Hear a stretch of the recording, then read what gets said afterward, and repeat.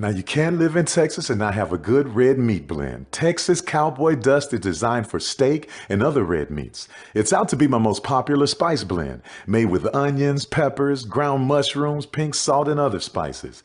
Texas Cowboy Dust also goes great with chicken, pork, vegetables, and adds a restaurant quality sheen to gravies and sauces.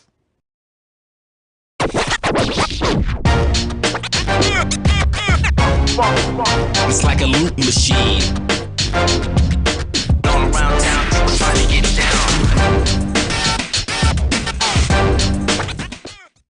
Vanilla smoked sea salt seasoning is for seafood. The tarragon and fennel bring out the natural sweetness in seafood. I also use it in rice dishes, on yams, asparagus, blueberry pancakes, and believe it or not, chocolate chip cookies. Vanilla smoked sea salt adds a salty and savory component to sweet dishes that create a symphony for the tongue. Since 2002, Empowerment Resources, Inc., a nonprofit organization, has empowered more than 1,500 youth and adults in Duval and surrounding counties through its programs Journey into Womanhood, Girls Mentoring, Life Skills for Teens, and Parenting Education Coaching. To get involved with programs, volunteer, or donate, visit www.empowermentresourcesinc.org. Follow us on social media, facebook.com/empowerment.resources and instagram.com/empowermentjax. Supermarket sushi, really? No. Wait, Troy, you work here? I'm never not working. Like Head & Shoulders Scalp Shield technology, up to 100% dandruff protection, even between washes. Never not working, huh? Oh, Troy, you're such a good teacher. Yeah, I know. Never not working. Never not working. Never ever not working. Are you serious? Never not working. Dandruff protection that's never not working. Head & Shoulders Scalp Shield technology. We're all about feeding your family with meat and plant-based protein that's good for the planet, good for you, and just plain good. That's all the protein you need, all on your plate. Are you hungry for authentic Caribbean food? Like jerk chicken, oxtail, red snapper, shrimp, tofu, and rasta pasta? Well, find your way over to Mango's Caribbean Restaurant, 180 Auburn Avenue, right next to Royal Peacock in downtown Atlanta. Them belly full, but we hungry. Mango's Caribbean Restaurant, open daily from 11 a.m. to 10 p.m. And on Friday and Saturday, we're open till 4 a.m. Come to Mango's and put some spice in your life. Oh, we've got a good thing going. Mango's Caribbean Restaurant, 180 Auburn Avenue, right next to Royal Peacock in downtown Atlanta. For more info or directions, call 404-698-3992 or log on to mangoscaribbeanrestaurant.com. For instant coupons, text MANGOS to 313131. Tell your mama hungry, papa hungry, brother hungry. Mango's Caribbean Restaurant, authentic Caribbean cuisines. Open up the door, tell your mama hungry.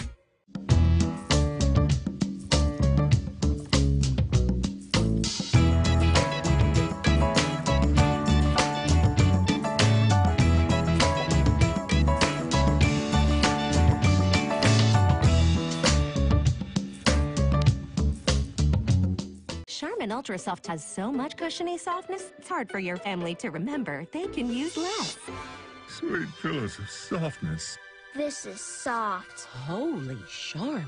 Oh, excuse me. Roll it back, everybody. Sorry. Charmin Ultra Soft is so cushiony soft, you'll want more, but it's so absorbent, you can use less, so it's always worth it. Now, what did we learn about using less? You gotta roll it back, everybody. We all go, why not enjoy the go with Charmin? The top.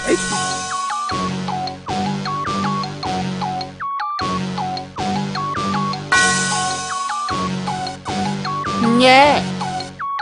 I love my HBCU, and boy, I love it, love it. I love it, love it. I love my HBCU, and man, I hope my team they won one. I hope my team they won one. Yeah, man. I hope my team they won one. I hope my team they won one. I tune into the HBCU Sports Lab to see if my team won or lost. If they lost, I'm quiet as a mouse. But if they won, keep tab. I'ma do the dab, yeah. Dr. Cavil, he know what he be talking about. Mike and Charles, they know what they be talking about. They compress the analytic data with the hip hop. If you know them like I know them, they gon' tell you if your team, if they wanna lose, and who the ball. So listen to Professor, yes sir, and pay attention.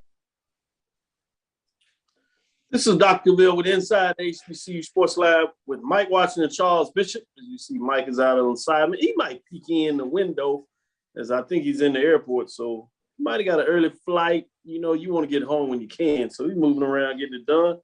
But I want to officially welcome you to episode 257 of Inside the HBCU Sports Lab radio show and podcast. The show that's covering the sporting HBCU for all things HBCU sports. For institutions large and small, from the NAIA to the NCAA, we share insights and information on the HBCU sports culture and HBCU athletic hostilities to facilitate the story of HBCU athletic programs in the business of HBCU sports. I'm your host, Dr. Kenyatta Cavil, along with my co-host, Mike Washington and Charles Bishop. We're filming from our home studios, sending a signal live to our KSWH 1230 AM studios with the Texas Radio Hall of Famer, multi-Hall of Famer, Ralph Cooper in the beautiful home of Texas Southern University from Houston, Texas. Good afternoon, Charles. How you doing? Good afternoon, Doc. Doing well. Busy time of the year. We got baseball, little spring football. Finals are upon us. It's a busy time. Yeah, I saw you down there on ESPN. You, if you would, in terms of taking a little advantage of Jackson State University in Jackson, Mississippi, Sunday spring game. That maybe a couple people kept their eyes on it. Seems like you had a good time down there, Charles. Yeah, a good time was had by all. You know, they did a really good job with the Fan Fest festivities. Had a nice crowd, really nice crowd in there for the spring game. And then, of course, it was historic for it to be on ESPNU and things of that nature with running commentary by Coach Prime and the pregame show doing their part with the broadcast as well, doing some things with the fans, so Coach could ask some fan questions from the stands and whatnot. So it was really fun. It was really well thought out, well planned. I can't kind of take my hats off to it more than enough because it was a tremendous time. Yeah, I've seen you get it done. My understanding, I was listening and watching and saw Coach Prime make sure that he shouted you out on the sideline. I was like, must be nice. Yeah, like that. They had too much fun with me, Coach Prime and Neela. I tell you, those two of their characters, man. Yeah. I also saw your interview with the freshman early sign. He came in there, showed up and showed out, got to Twitter and social media ablaze in so many different ways, in the right way, obviously. Yeah, I mean, Travis Hunter, you talk about coming in and making an instant impact. Young man came in and he had a couple of touchdowns in that game. Also had a couple of interceptions, but Coach said he's that guy. So it's going to be fun when we get to the fall and things of that nature to watch how all these rosters flesh out and see what Jackson State has coming up this upcoming fall. Yeah, you see why he's the number one ranked recruit, 5-star, real quick. I couldn't wait to get to social media. Like, oh yeah, he gonna be a problem. I don't know who gets whatever, but he gonna be a problem.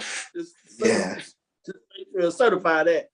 You'd have been proud. Your boy Deuce went down with me to Prairie View for this spring game on Saturday. We call a little bit of baseball. You know, he's in baseball right now. He can't get enough of telling you about his baseball.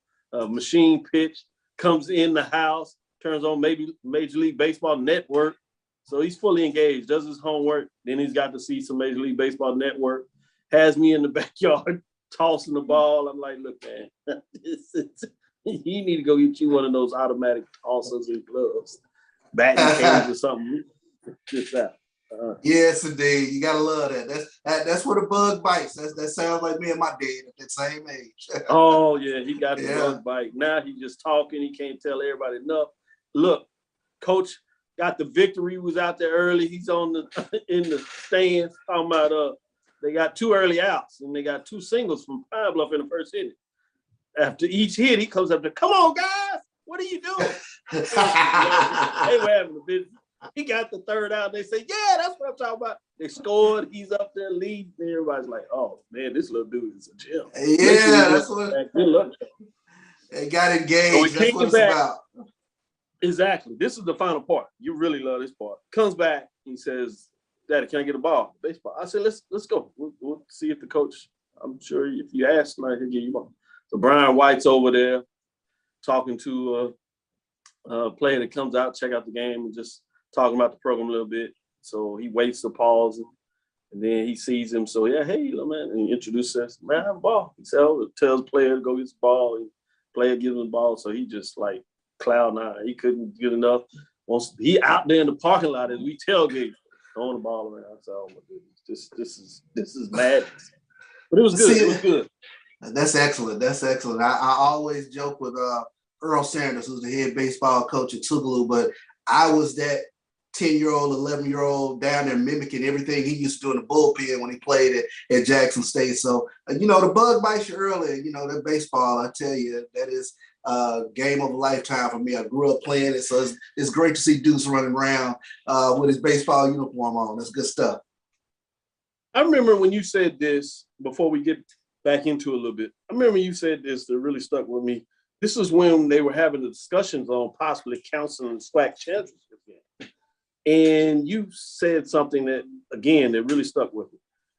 You said, there are generations of kids that's all they have grown up with is the SWAC championship game and the culmination of the season.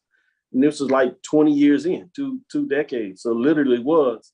And that's how I feel with seeing him around everything. He is an HBCU connoisseur, knows the teams, knows the brands, knows the colors, knows the bands, and he likes everything about it. So whenever I'm going, he wants to go, whether it's Texas Southern McGregor Park, down to the basketball arena, HBPE, Moreland Court. You see him in there just digging it, sticking it all out, over there down at Prairie View, Baby Dome with the floor seats, in the suites for the football game. And you see him. He can go out there, sit in the front, has his space, doesn't bother anybody, doesn't want to be bothered. He'll talk, be polite, but he's like, no, I'm checking. I got, there's action out there. I'm watching to see what's going on. Comes in, tells my wife, his mom, hey, A&M lost today. She's like, what are you talking about? Yeah. That's beautiful. That's beautiful. Yes, indeed. So to see that emerge. A little insight about how this is all about HBCUs. This is the family, the business of sport, also in terms of the culture. Shout out to William E. Davis, Jerome G. Sutton, Thomas Maddox is in here. A.D. Drew says he's auditing the class tonight. That's right. Kay Johnson, great Tuesday evening. We have a fascinating show today. We will name the Ben L. Cavil Senior HBCU Football Award. Big Ben Award will be announced today. We'll give you the finalists, and we'll get into it. We'll bring in the grandson of Big Ben to tell you a little bit about the award and why this is important to him. So we'll give you back story about that. A lot of us have watched this, seen us when we were able to do this live and actually do a banquet where we brought the coaches in and named the award winners. You've seen what we've done over the years, but we'll do this virtually and name the finalists. So check that out. All the quarterbacks, I will give you this other early part of this. All finalists are quarterbacks this year. Remember, the Big Ben is connected with the player that is from the state of Texas. Either they were born in the state of Texas and played at a HBCU, went to a high school, played football in the state of Texas, went to a HBCU, right? Or they can be from out of the state, but they had to come play in the state of Texas at HBCU. So this is basically an HBCU Texas Football Award honoring Ben L. Cavil. You've seen him in the background many times of the show. He is a great uncle of mine, so it's my way to create the lineage and pay homage. He literally played in the SWAC in the first decade the SWAC was founded at Wiley College, 2-year All-American. That's the Pittsburgh Courier All-American. 3 Black College National Champions at Wiley College. Anybody that knows the history of HBCU know how Wiley College dominated the landscape of HBCU football in the state of Texas in the SWAC, and with a national championship in 1928 there. So excited about what that all brings. He played in 5 years. After he left, that's when they came Black College. Man, they could only play 4 to let you know how big time he was in terms of what he did. Shout out to some of the folks out there. John Richardson again, G. Boom Holland, getting in the class after a great weekend of spring football, no doubt. And I see you with your football helmet collection. I need to get in on it. I need to get me my football helmets for a lot of the SWAC schools, BAC schools, SIAC, CIAA, start my collection. So when we talk about matchups, we can actually put up football helmets during the year. I'm going to see if I can work towards that. So I need your connection there, G. Boom Holland. Chad Cooper, Edwin Moore is here. Good evening, Dean and Professor Bishop. Chuck Hunt. Who else we got in here? You know, Chuck Hunt's always going to be in here. Aubrey Parker, Tanya Proff, Donald Crawford in the house. I see y'all. Robert Carter. Shout out a few folks. Michael Real Dog Reed, giving it hard and heavy. TSU, SBB TSU in the house. Lawrence B. White. I see. I started to shout you out, Charles. I know you follow it too a little bit there. Making sure everything is straight. What's on your mind? What's some of the news that you want to get out there before we move too further? This one out of warm heart a little bit. Sounds like Jackson State got it done again.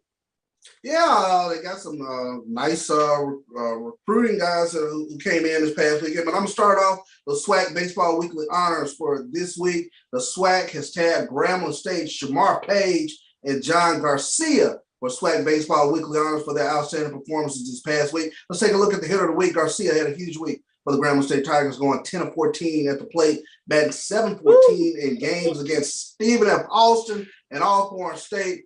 Exceptional with 10 hits, 5 extra base hits, 2 home runs, 2 doubles, and a triple. Also drove in a team high 14 ribs this weekend, 14 RBIs with 9 of those coming in with 2 outs. In addition, he had a 1.429 slugging percentage and .72 on base percentage. Pitcher of the week, of course, Shamar Page became just the 34th NCAA Division 1A pitcher in history to toss a perfect game in Grambling State's 16-0 7-inning victory over Alcorn on Friday. He currently leads the SWAC in strikeouts.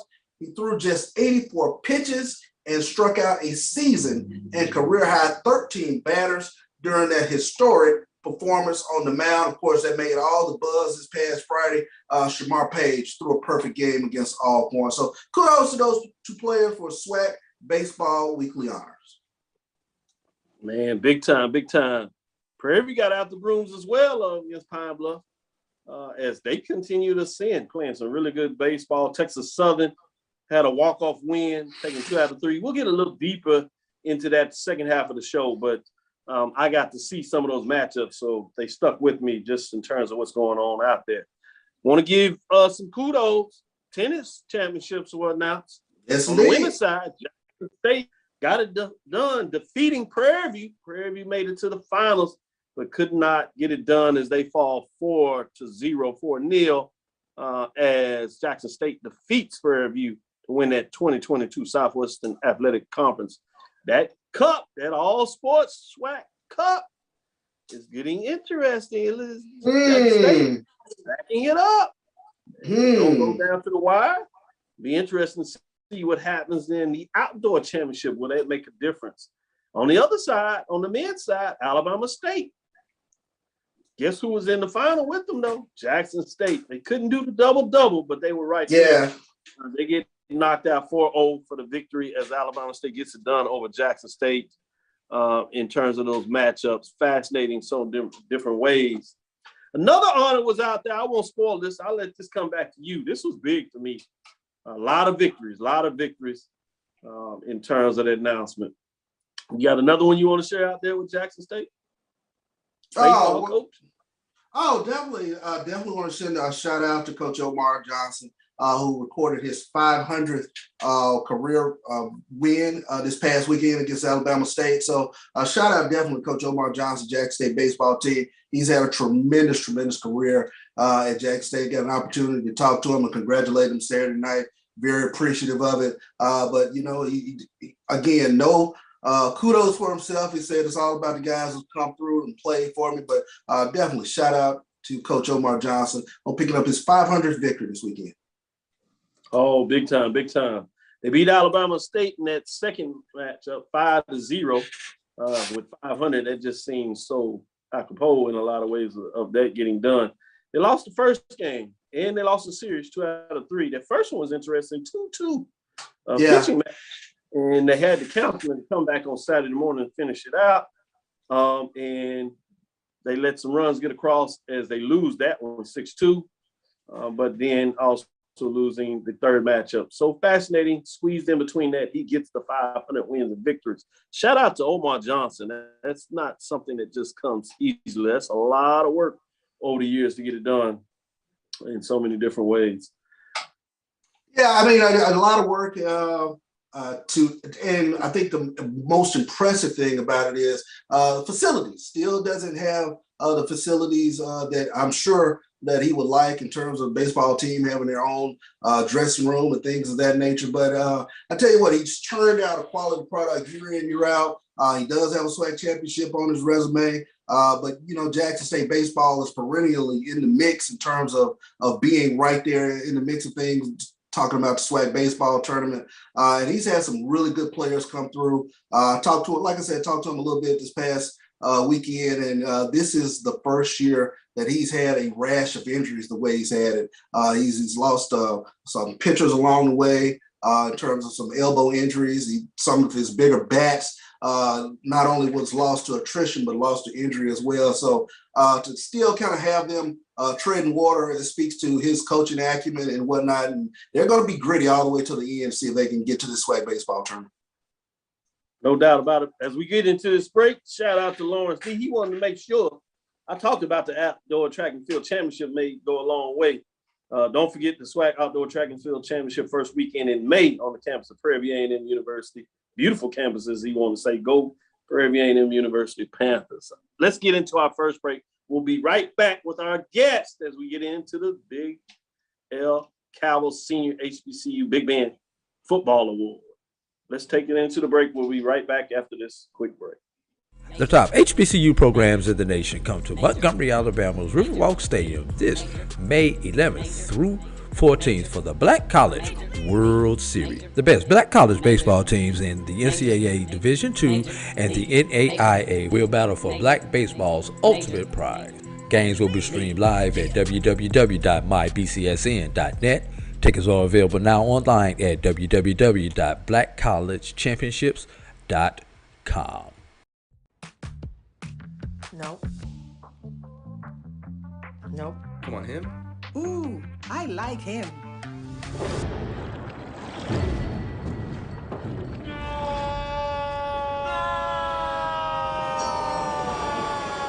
Quick, the quicker picker-upper.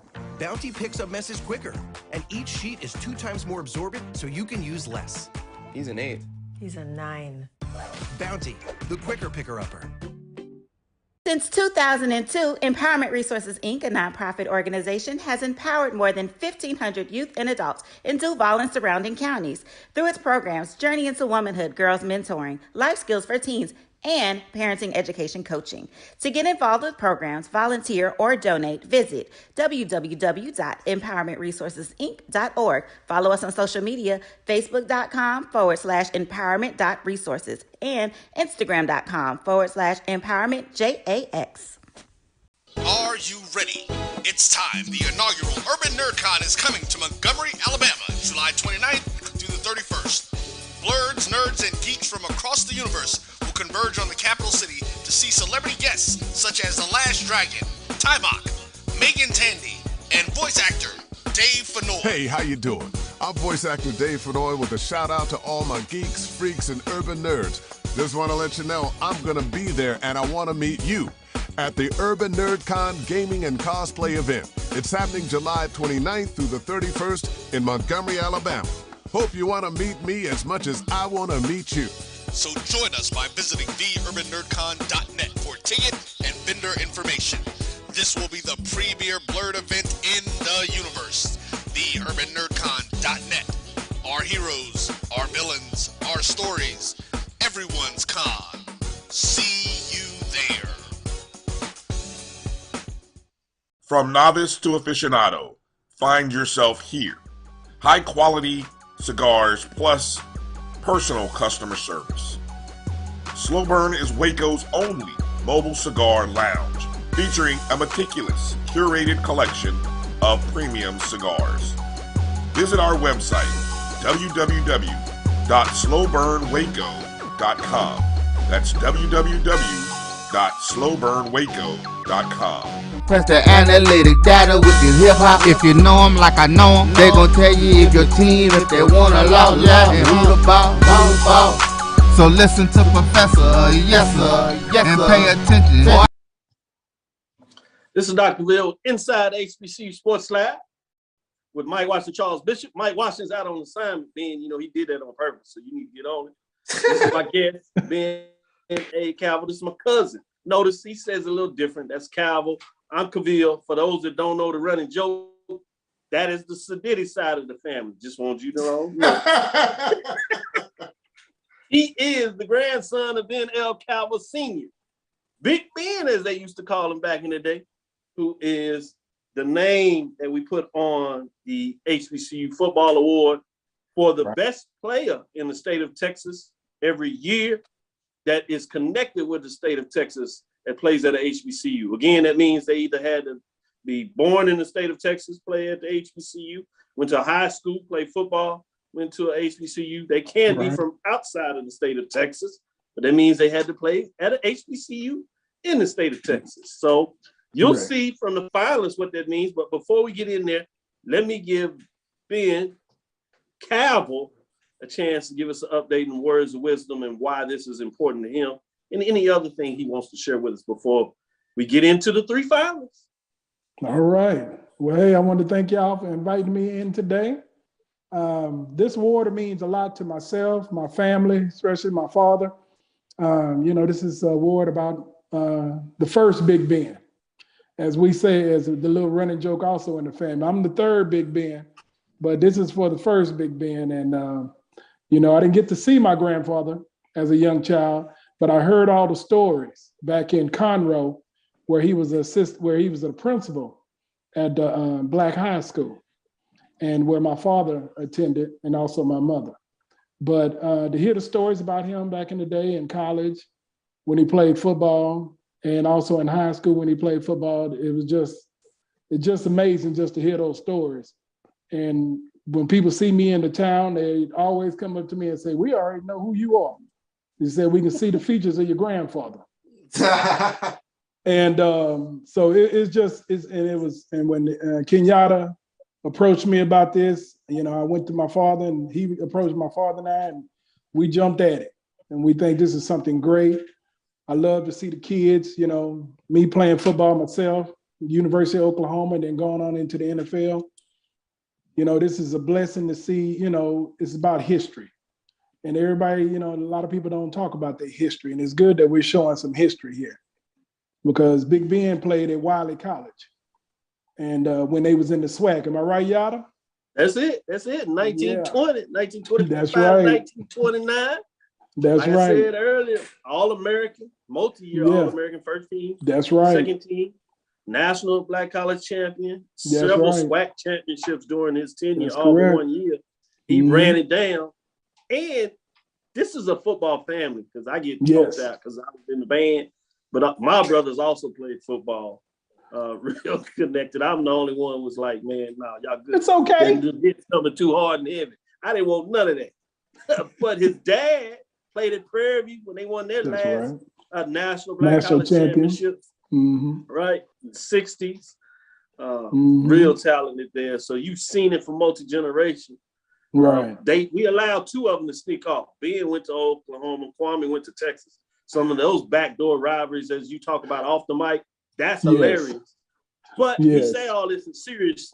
They are big supporters of HBCUs. And while they decided to take their chances at other universities in terms of that, they always pay homage, send kids. His brother, Ben, give him a shout out, went to Prairie View. So Brian.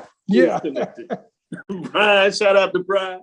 Make sure we give him some love, as he's always supporting that, teasing it with all that, but did want to do that. But let's get to it, and then we'll get your thoughts on some of this. and then we'll let Charles jump in here. But before I get to 3 finalists, we got to tease this out a little bit. Charles, did you want to say anything to Ben? Well, yeah, I did want to ask in terms of just the history of your grandfather. Who would you compare him as a running back to in modern day? Modern day, that's a good one. Because that's a good one. Big Ben was a big boy. Yeah. And back then, he was a big boy. So, who you say? Because a lot of running backs ain't as big as him now. But who I was thinking you might think about. Go back to Oklahoma. Which one? That played in Minnesota. Adrian Peterson. Yeah. Yeah. Oh wow. Yeah. Run hard. He was that size, that big for that time. Run over folk, dominating. That's who it reminds me of when you think about it. I also thought of Derrick Henry because the stories I've heard, they say Big Ben would drag him down the field. Yeah. So I'm glad we have an award like this, especially that can pay homage to the history of HBCU football, but an era that not a lot of people pay attention to. But it's important to reach back and bring that era into the modern day now. So I really appreciate Dr. Cavil and everything that you're doing with this award. Yes, we do. Well, as we get to it, 3 finalists, we teased it out a little bit.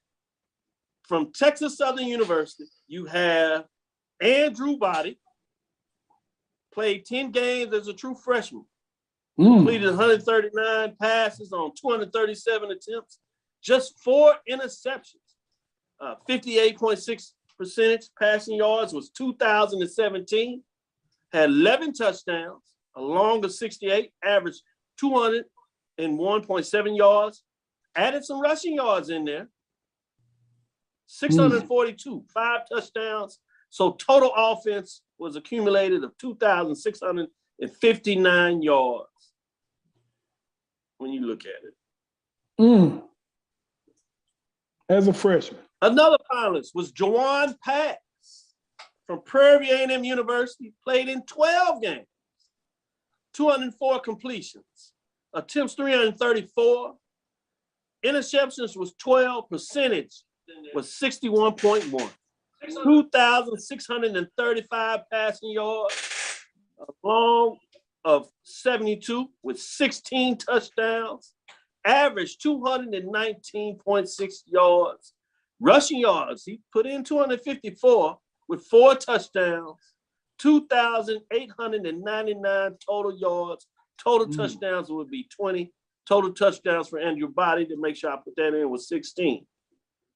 Then the third finalist is Shador Sanders. 13 games as a true freshman. Jawan Pass was a graduate senior transfer. 272 yards. So we have 2 freshmen. So these folks might be battling out for years to come. Yes. 272 completions. 413 attempts. Just 8 interceptions in those 13 games.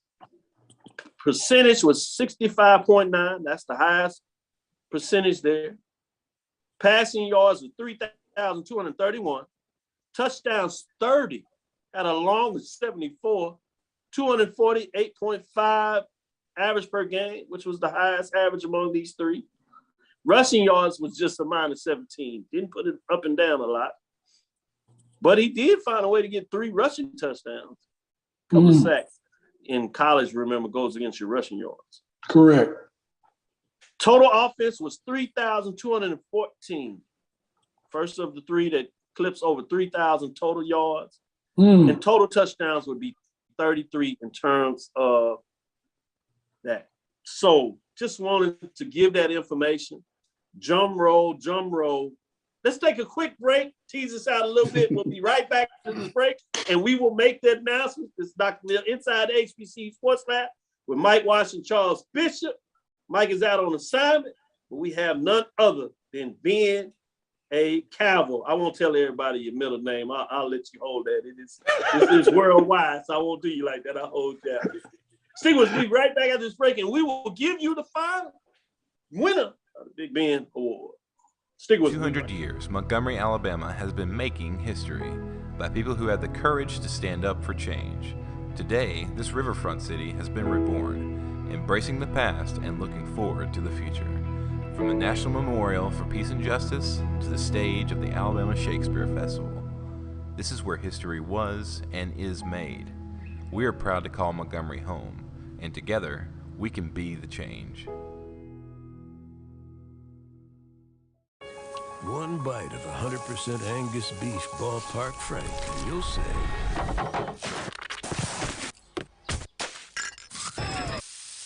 hello, summer. Oh yeah, it's ballpark season. From novice to aficionado, find yourself here. High-quality cigars plus personal customer service with Slow Burn. Visit our website, www.slowburnwaco.com.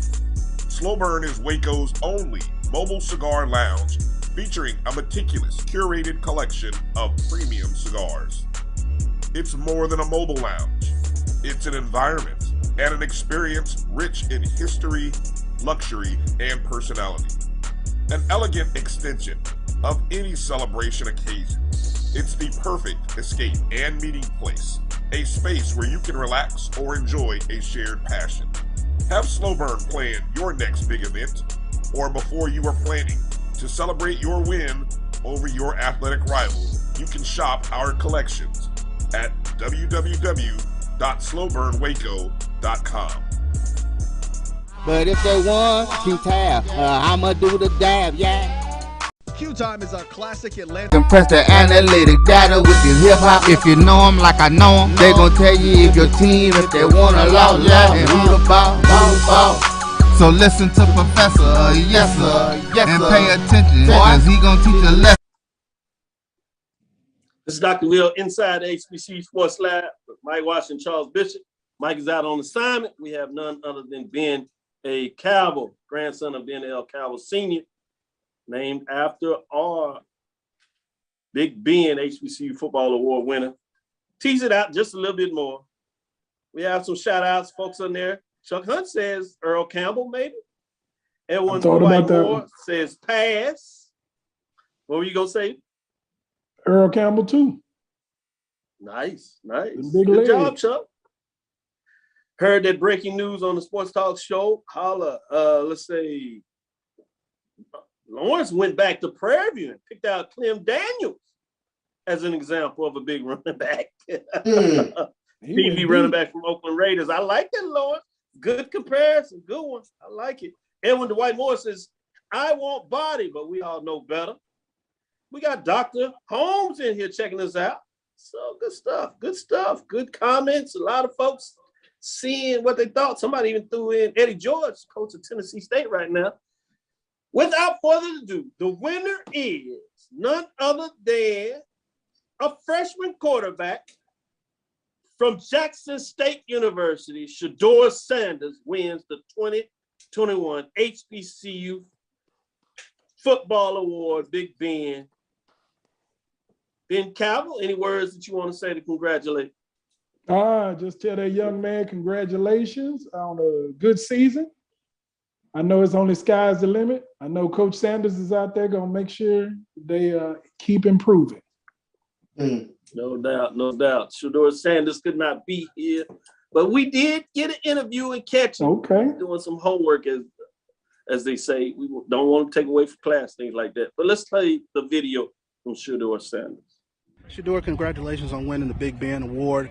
Tell me what it means to be the top college player from Texas to win this award. Yeah, no, it's real exciting. I couldn't do this without my team, my line, my receivers, the OC, and just like it's a collective thing. So it just shows the offense. It worked last year, but this year we focus on better things. Congratulations once again on winning the Big Ben 2021 award. Thank you. Number respect. You heard that? He said his lineman. He said his lineman. Well, y'all don't know Ben Cavil played offensive line with the Ravens, for all you Raven fans out there, along with Philadelphia Eagles, San Diego Chargers, if I'm not correct, if I'm not mistaken, just to name those. Played in the European League as well as over there. Played over there in NFL Europe when it was open. And then you played the XFL as well? Yep, played in XFL. The first some of these you XFL. forget. I'm bringing some stuff back. Well, I want to thank you. Any last words you want to say? I appreciate you coming in and spending your busy time and make sure that we acknowledge this award correctly and educating those out there that may not be aware of it. Again, appreciate you partnering with me to make sure that we have this connection with HBCU football. You know me, it's extremely important to myself. Charles has come on board with Mike to make sure that we've done this right over the years. So hopefully you are proud of the way that we continue to legacy shining in a purposeful way. So thanks for everything. Oh yeah, no. Y'all got our full support, especially mine. But I just wanted to say and put this plug out there. Hey, we got to get Big Ben in the SWAC Hall of Fame. Yeah, we got to get him in the SWAC Hall of Fame. We're working on it. We're working on it. We need to reach out to Wiley College. I've done some of the background. I put the stuff together. We need the nomination to come from Wiley College. They have made the old timers SWAC, which was recently done. They just started the first one last year. So now it's wide open, and they've done it for schools that are no longer members of the SWAC. So this is a perfect time. So I'm glad you brought that up. We do have a channel and we're able to do it. And I actually sit on the committee. So I have a chance to make sure that was opened up. The door was opened up to at least give them the opportunity to vehicle. So let's stay on that. I agree with you. Yeah, I'm with you. Cavil, I will help you in any way to make that work. All right, then. Well, hey, I thank y'all very much. No doubt. We'll be right back after this break. The commercial. Q Time is a classic Atlanta soul food restaurant located in the historic West End. Q Time Soul Food is a family business started by Fred and Christine Crenshaw. Come on in, relax, and sink your chops into our tantalizing, mouth-watering, distinctive soul food with a twist, the Q Time way. 1120 Ralph David Abernathy Boulevard, or call your order in at 404-758-2881. Do you miss your mama's cooking? Then come on down to Q Time, an Urban Passport member. It's never too early to plant the seed, to share the tradition, and instill a sense of pride in your HBCU with your little ones. HBCU Pride and Joy Children's Boutique helps you share your school spirit with a wide selection of adorable kids' apparel and accessories officially licensed from your favorite HBCU. Visit hbcupridejoy.com and follow us on all social media at HBCU Pride Joy on Facebook and Twitter. Press the analytic data with your hip hop. If you know them like I know them, they gon' tell you if your team, if they wanna lose, and who the ball. So listen to Professor, yes sir, and pay attention, cause he gon' teach us. This is Dr. Cavil with Inside HBCU Sports Lab with Mike Washington, Charles Bishop. Charles, what you laughing at there, man? What's on your mind? Sometimes I think, the banter that goes back and forth with our fan base in regards to their pride for their schools sometimes is humorous. It's good sometimes, but every now and then you come across one or two comments that just make you chuckle. So. No doubt. Well, let's get in here and talk a little bit of baseball in terms of what's going on here. Big series this past weekend. We touched on it a little bit. Alabama State is at the top of the baseball standings in the East Division. They took 2 out of 3 from Jackson State and hold a 2-game lead, which was necessary because FAMU swept as they got it done. Alabama State is sitting at 13-3. FAMU at 13-5, Bethune-Cookman is 12-6. Jackson State is sitting in that 4th spot to make sure they're able to get in the tournament at this time, 7-11. And while they're only 1 game back in the loss column, Mississippi Valley and Alabama A&M only have 4 of the victories, so a lot of room in terms of the winning percentage there. Alabama State comes in, as they said, they won their last game. FAMU swept, so they have 3-game winning streak, Bethune-Cookman winning the last 2 of their 2 out of 3 series. Get your thoughts on the East Division. I'll tell you what, we just get to the second part of the second half, if you would, of the season. Sorry about jumping in there. I did want to explain that to everybody. First half is down, so now you get the second part of folks are traveling backward, the opposite of where they traveled in the first part of the season. as we jump off the second half, as we prepare for the tournament. Again, what are your thoughts on the East?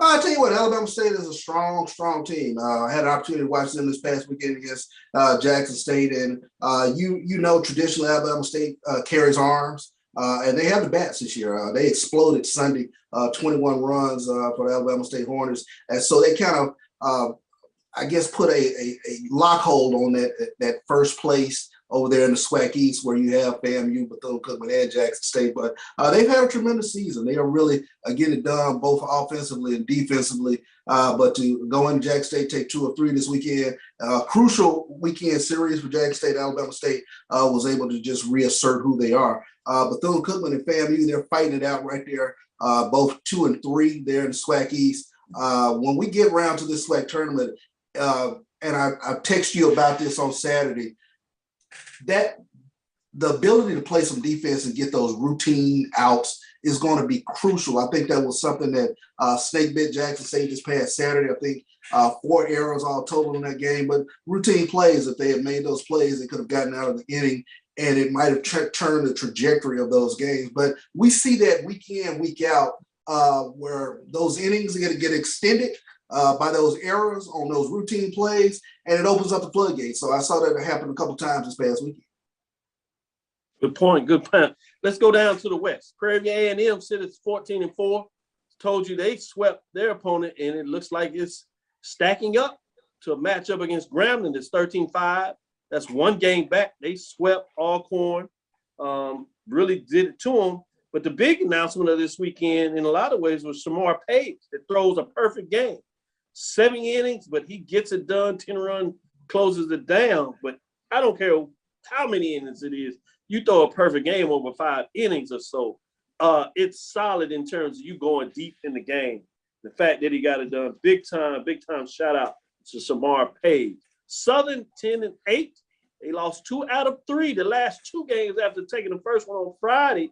Texas Southern bounces back, wins convincingly on Saturday, but then it goes down to a walk-off on Sunday where they scored 2 in the bottom of the 9th to get the victory over Southern and to take 2 out of 3, which puts them just a game back of Southern, sitting at 9-9. Pretty much separated from Arkansas Pine Bluff at 5-12. And Auckland State at 2-15 on the season. Texas Southern, meaning they've won 2 straight. Grambling, again, Prairie View swept, so they've won 3 straight. What are your thoughts on the West Division of what's going on down there? You know, Prairie View has separated themselves, I think, a little bit from Southern and Texas Southern. 14-4 record in conference play.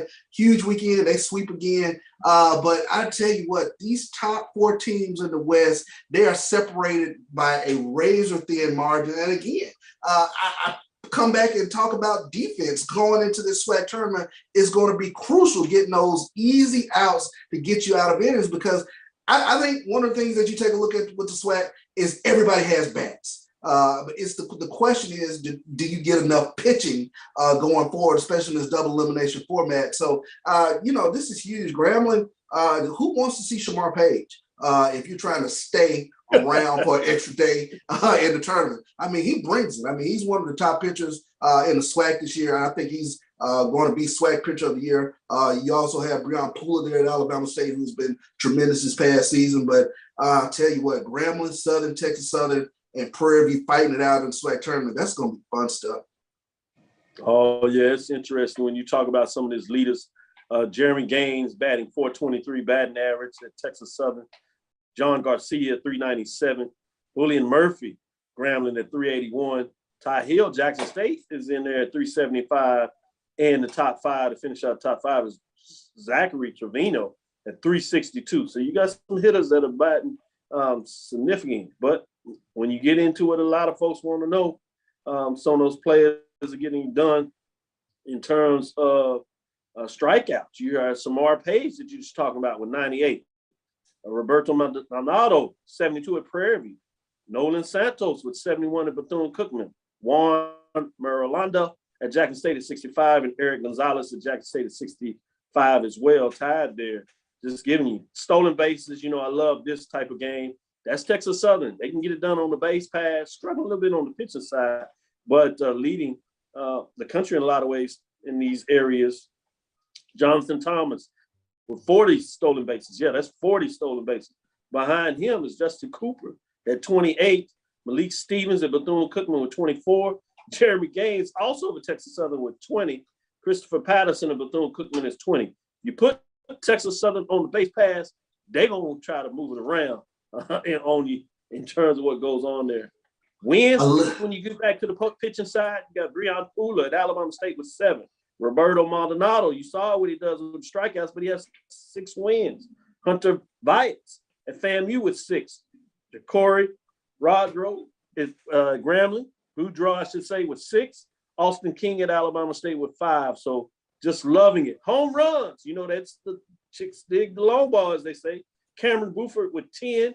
Corey King of Alabama State at 9. And then Buford is Grambling. Draylon Holmes, Mississippi Valley State, getting it done at the bat with 9. Jonathan Thomas of Texas Southern with 8. And John Garcia, also of Grambling, is 7. So you see some players really getting it done in a lot of ways. Let's get into this last break in the 7th inning. We'll tip it, come back and talk a little bit more about MEAC baseball. We'll get into some softball and tell you there's a team that has already clinched the division.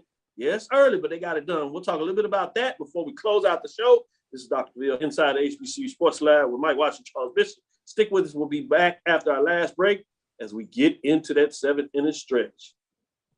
Now, you can't live in Texas and not have a good red meat blend. Texas Cowboy Dust is designed for steak and other red meats. It's out to be my most popular spice blend, made with onions, peppers, ground mushrooms, pink salt, and other spices. Texas Cowboy Dust also goes great with chicken, pork, vegetables, and adds a restaurant-quality sheen to gravies and sauces.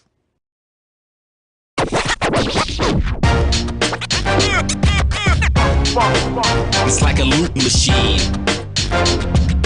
All around town, people trying to get down. Vanilla smoked sea salt seasoning is for seafood. The tarragon and fennel bring out the natural sweetness in seafood. I also use it in rice dishes, on yams, asparagus, blueberry pancakes, and believe it or not, chocolate chip cookies. Vanilla smoked sea salt adds a salty and savory component to sweet dishes that create a symphony for the tongue. Are you ready? It's time. The inaugural Urban NerdCon is coming to Montgomery, Alabama, July 29th through the 31st. Blurs, nerds, and geeks from across the universe will converge on the capital city to see celebrity guests such as The Last Dragon, Tybok, Megan Tandy, and voice actor Dave Fennoy. Hey, how you doing? I'm voice actor Dave Fennoy with a shout out to all my geeks, freaks, and urban nerds. Just want to let you know I'm going to be there and I want to meet you at the Urban NerdCon Gaming and Cosplay event. It's happening July 29th through the 31st in Montgomery, Alabama. Hope you want to meet me as much as I want to meet you. So join us by visiting theurbannerdcon.net for ticket and vendor information. This will be the premier blurred event in the universe. Theurbannerdcon.net. Our heroes, our villains, our stories, everyone's con. See you there. From novice to aficionado, find yourself here. High quality cigars plus personal customer service. Slow Burn is Waco's only mobile cigar lounge, featuring a meticulous, curated collection of premium cigars. Visit our website, www.slowburnwaco.com. That's www.slowburnwaco.com. For 200 Press the analytic data with your hip hop. If you know them like I know them, they gon' tell you if your team, if they wanna law, yeah, and who the ball. So listen to Professor, yes sir, and pay attention, cause he gon' teach a lesson. This is Dr. Cavil with Charles Bishop. Let's get into it. We're going to skip into some softball, then we'll come back to some baseball to MEAC, talk about softball, tease it out a little bit. Yes, Texas Southern in the West Division at 18-3 have clinched the Western Division. They've done it really early. They've won 7 straight.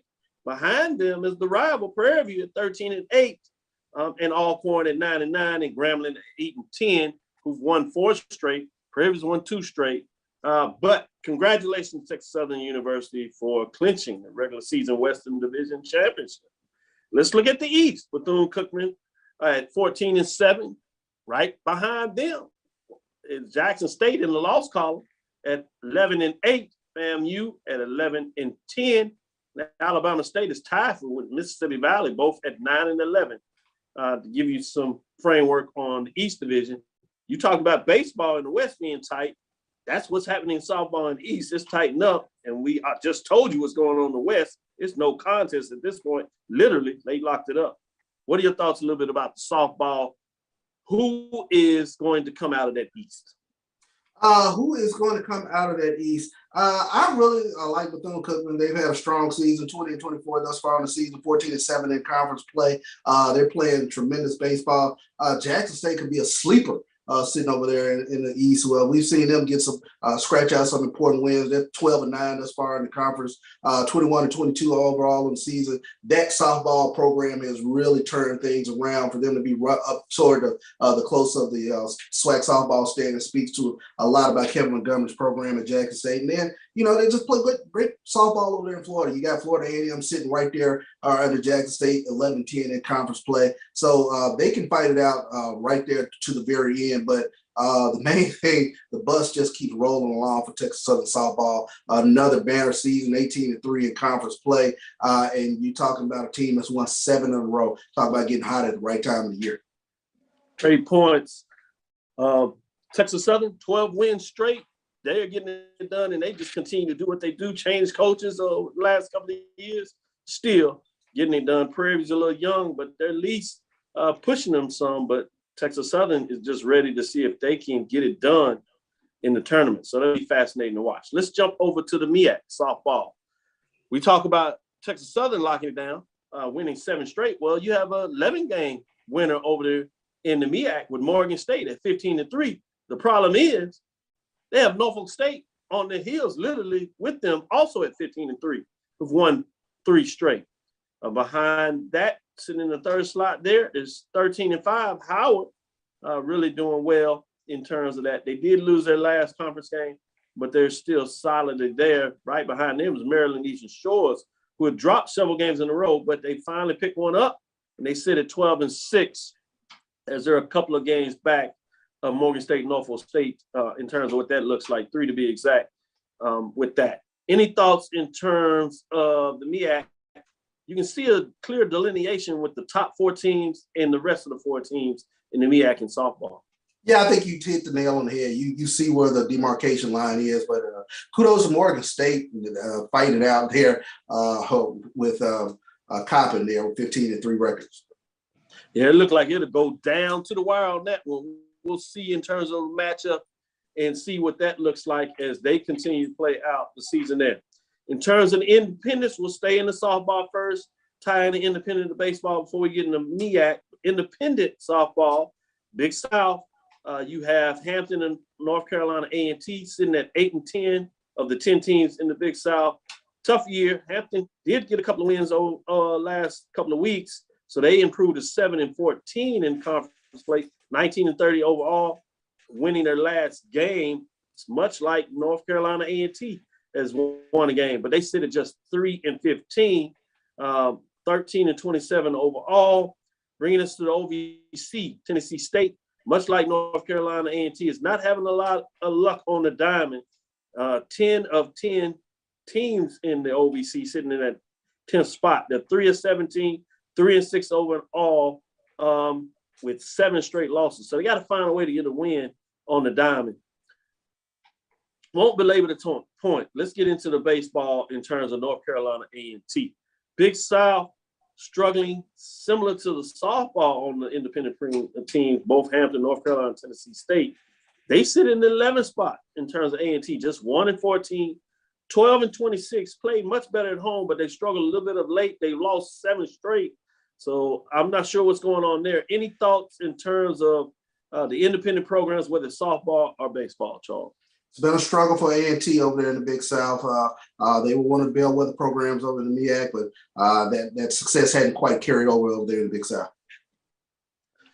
MEAC baseball, as we start to close it out before we get your final thoughts on this. MEAC baseball, getting a little bit of separation from the top to the bottom. Remember, they were all bunched up, but still tough weekend to weekend at the top. You have Coppin State sitting at 14-10, 18-23, won 2 straight games. Maryland Eastern Shore sits at 13-11, so just a game back as they won their last game. Delaware State, a couple of games back at 12-12. They did lose 2 straight, which was tough on them, moving them out of that second spot over the last week. And then Norfolk State kind of bottomed out. Remember, Norfolk State won it all last year. Those players have left, so they hadn't quite been able to get in that rhythm. Sit at 9-15, losing their last game. What are your thoughts in terms of MEAC baseball as you start to see maybe a little separation or maybe not? Well, Coppin State seemingly is separating themselves out just a little bit here on top of Maryland Eastern Shore, 14-10 in conference play. But you start looking at the statistics, one of the top hitting teams in the MEAC, one of the top pitching teams in the MEAC, and they're getting done fielding percentage as well. So it looks like Coppin State has kind of separated themselves just slightly over Maryland Eastern Shore. Yep, that'll do it for us. But before we do that, I'm excited about Thursday because you got the Black College Nines, top 10, small division, and large division comes out tomorrow. So we'll be able to give you that information on Thursday, tell you our thoughts. We're both voters in the poll, so I might even stick out and ask Charles, where did he vote to see if he agrees with the polling. I want to ask him now, where is he in Prairie, but I won't do that to him. I want to make sure folks get in there. Hey, they playing some great ball. I got them up there.